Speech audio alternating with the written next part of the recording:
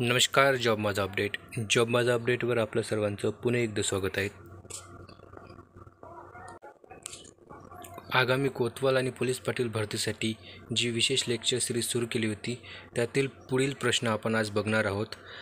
याच्या व्यतिरिक्त हा व्हिडिओ झेडपी परीक्षेची जे विद्यार्थी तयारी करत आहेत त्यांच्यासाठी सुद्धा हा व्हिडिओ खूप महत्त्वपूर्ण असेल. यातील जे प्रश्न आहेत ते प्रश्न झेडपीमध्ये सुद्धा विचारतात जसेच्या तसे. त्याच्यामुळे जे कोणी झेडपीची तयारी करत असेल त्यांनीसुद्धा हा व्हिडिओ बघावा. आणि नाशिक कोतवाल भरतीची जाहिरात पुढे ढकलण्यात आली आहे, त्यामुळे आपल्याला अभ्यास करायला खूप वेळ भेटला आहे. तर त्या वेळेचा तुम्ही फायदा घ्या आणि जास्तीत जास्त स्कोर करण्याचा तुम्ही प्रयत्न करा. तर चला व्हिडिओला सुरुवात करूया. यामध्ये आपण आज असे महत्त्वपूर्ण प्रश्न बघणार आहोत की जे एक्झामच्या दृष्टिकोनातून खूप महत्त्वपूर्ण असतील. तर बघा, पहिला प्रश्न आहे, राष्ट्रीय खेळ दिवस हा कधी साजरा केला जातो?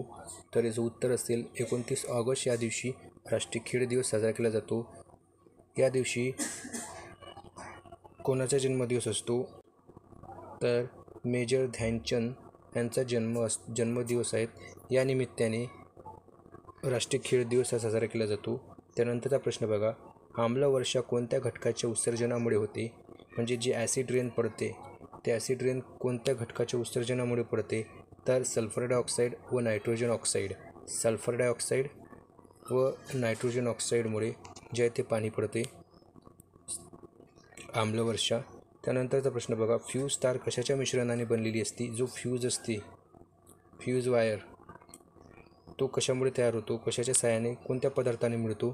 तर तो टीन, सीसी आणि तांबे यापासून तयार झालेला जो काही मिश्र धातू आहे त्याच्यापासून तयार होतो. त्यानंतरचा प्रश्न बघा, भारतात सर्वप्रथम पेट्रोलियम कोठे शोधण्यात आले? म्हणजे भारतातील सर्वात पहिली पेट्रोलियम खाण कोणती? तर ती आहे दिग्बोई, आसाम येथील.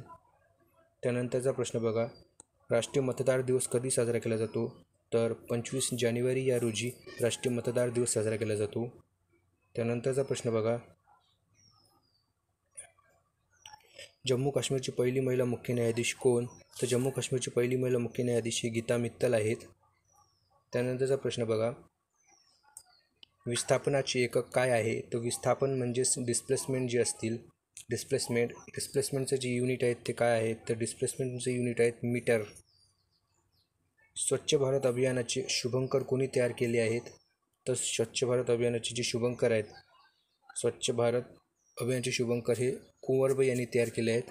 त्यानंतरचा प्रश्न बघा, भारतात पहिली स्वातंत्र्य लढाई कधी झाली? तर भारतातली पहिली स्वातंत्र्य लढाई 1857ची जी काही क्रांती झाली होती त्याला भारताची पहिली स्वातंत्र्य लढाई म्हटली जाते. त्यानंतरचा प्रश्न बघा, भरतनाट्यम कोणत्या राज्याशी संबंधित नृत्य आहे? तर भरतनाट्यम हे तमिळनाडू राज्याचं एक शास्त्रीय नृत्य आहे. त्यानंतरचा प्रश्न बघा, रक्तगटाचा शोध कोणी लावला?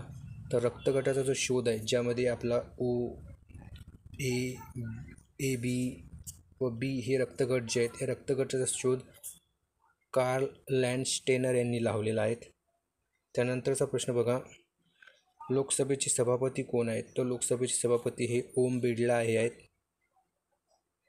त्यानंतरचा प्रश्न बघा, राष्ट्रीय योग दिवस कधी साजरा केला जातो? तर राष्ट्रीय योग दिवस जो आहे तो 21 जून रोजी साजरा केला जातो.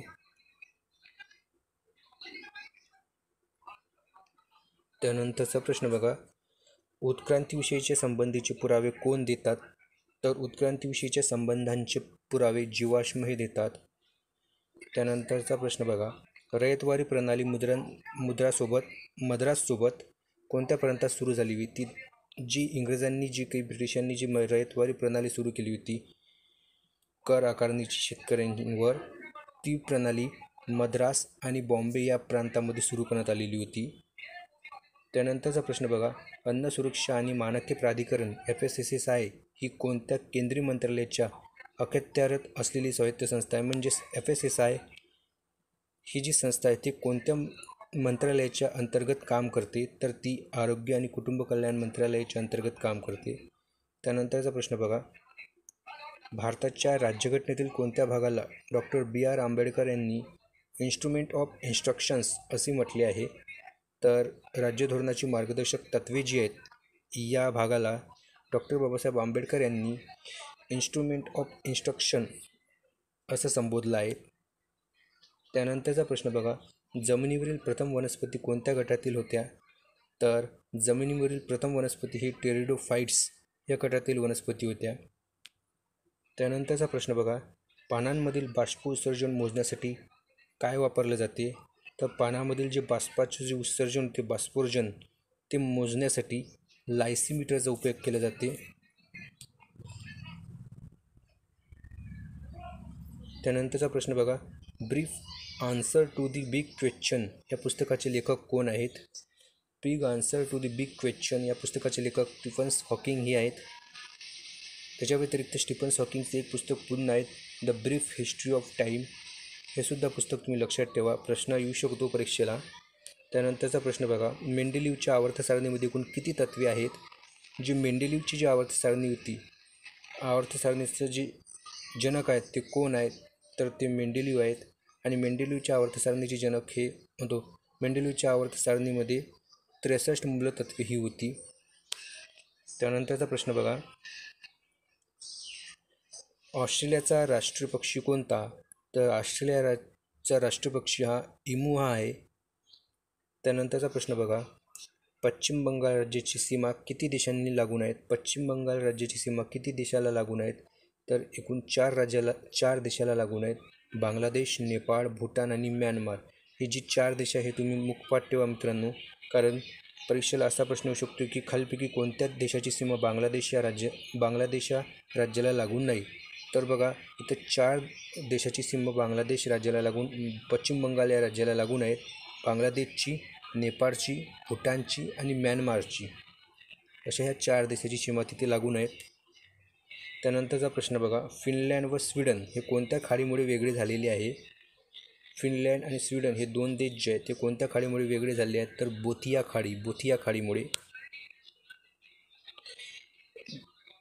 जर्मनीचे एकत्रीकरण कोणी केले? तर ऑटो व्हॅन बिस्मार्क यांनी केले.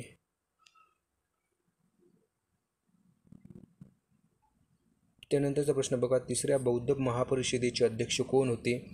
तर कुशाण शासक राजा कनिष्क.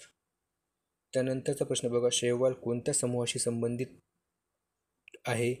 तर प्रोटिस्टा या संघाशी संबंधित आहेत.